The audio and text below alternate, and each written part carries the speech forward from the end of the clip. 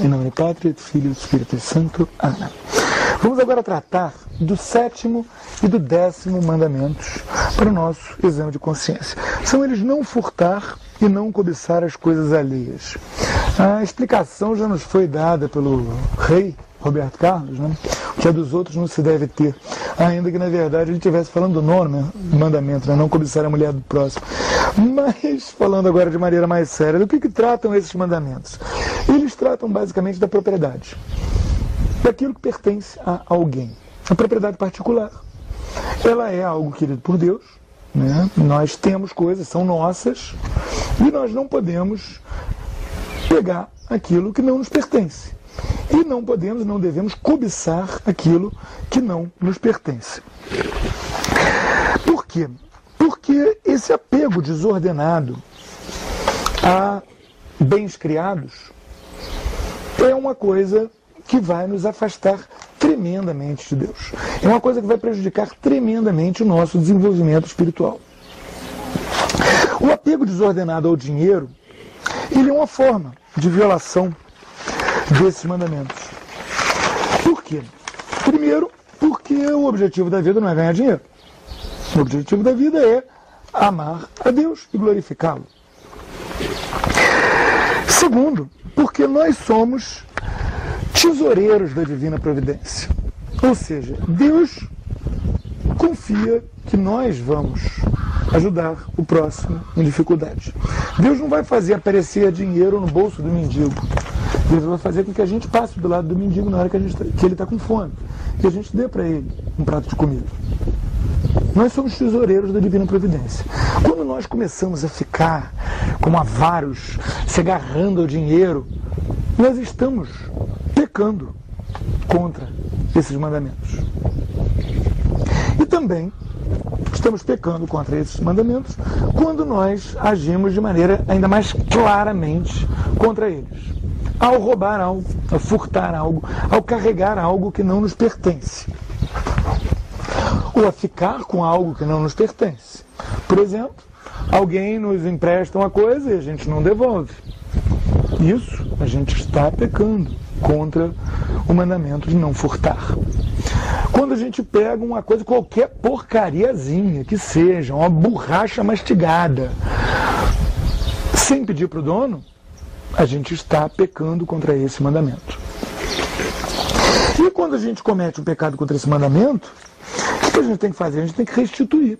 A gente tem que devolver para a pessoa aquilo e, de preferência, alguma coisa a mais. Por quê?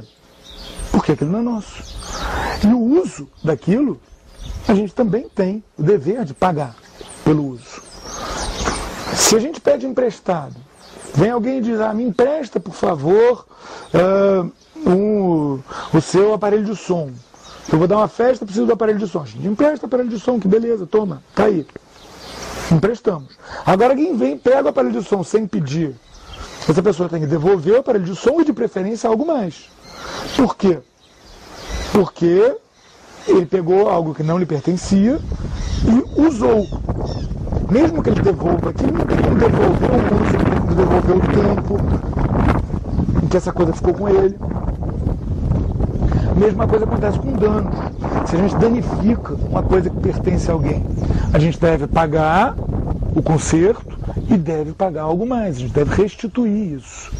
Restituir não só o dano causado, mas o tempo que a pessoa ficou sem poder usar aquilo.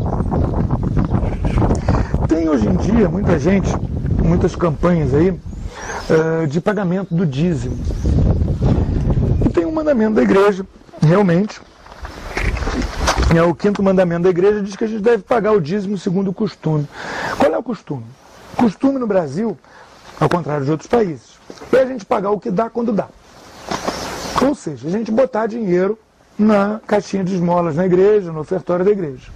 A gente dá o dinheiro para um padre, a gente dá o dinheiro para ajudar a manter o clero, quando dá, como dá, quanto dá. O que quer dizer isso? Quer dizer que a pessoa que não se inscreve na lista dos dizimistas, ela não está pecando, ela não está cometendo o pecado de furto. Então não é uma coisa apropriada ficar falando que quem não se inscreve ali não está devolvendo o dízimo. Essas coisas meio confusas que estão acontecendo hoje em dia. Até se poderia dizer que o cara que se inscreve nessa listinha e dá aquela quantia fixa, etc., não está pagando dízimo segundo o costume. Está pagando dízimo, mas não está pagando dízimo segundo o costume. O que o mandamento da igreja manda é pagar o dízimo segundo o costume. Tá certo. Isso daí já é legalismo demais. O cara está pagando o que dá, do jeito que dá, como dá. Então, ele até está pagando segundo o costume, se a gente esticar bastante a definição de segundo o costume.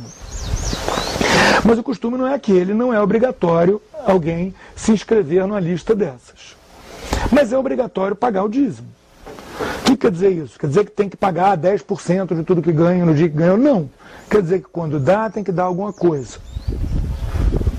Não precisa ser todo domingo, não precisa ser todo mês, mas a gente tem que dar alguma coisa. Por quê? Não é porque a gente esteja devolvendo algo, qualquer noção do gênero, mas porque nós estamos fazendo um ato que é obrigatório como cristãos, é um mandamento da lei da igreja, de fazer esse ato de caridade, dar essa esmola para ajudar a sustentar o clero. Porque senão, o que ia acontecer?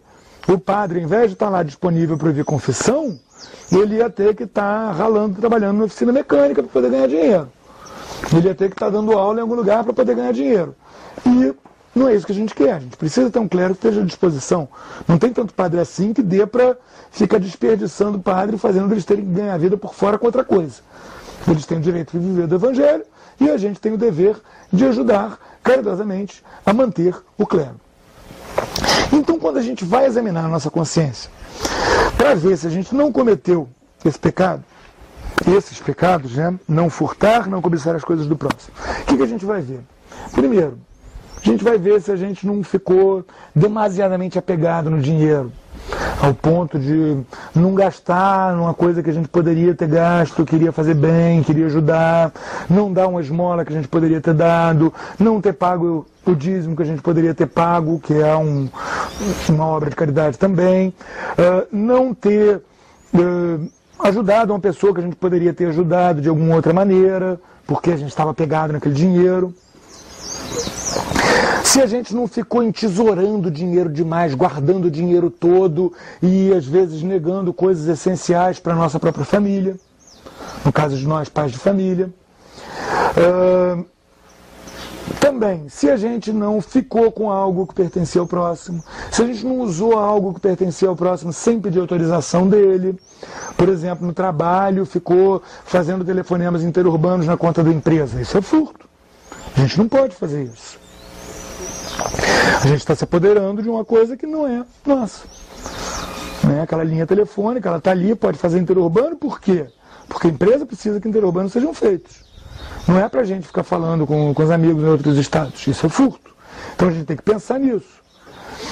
O professor na escola que pegou o giz e levou e deu aula em outra escola e usou aquele giz da primeira escola. Isso é furto. O sujeito que pegou o rolo de papel higiênico no banheiro do trabalho. Isso é furto. São coisas que a gente não pode fazer, são coisas que não nos pertencem. Não precisa ser uma pessoa, pode ser uma empresa, pode ser uma escola, pode ser uma repartição pública. Mas a gente tem que cuidar daquilo que não é nosso. A gente não tem direito de se apoderar do que não é nosso. Se tiver acontecido, a gente devolveu e a gente restituiu, a gente tem que confessar quando aconteceu. E a gente tem que confessar se a gente não devolveu, tem que devolver também. Se a gente não restituiu, tem que restituir também.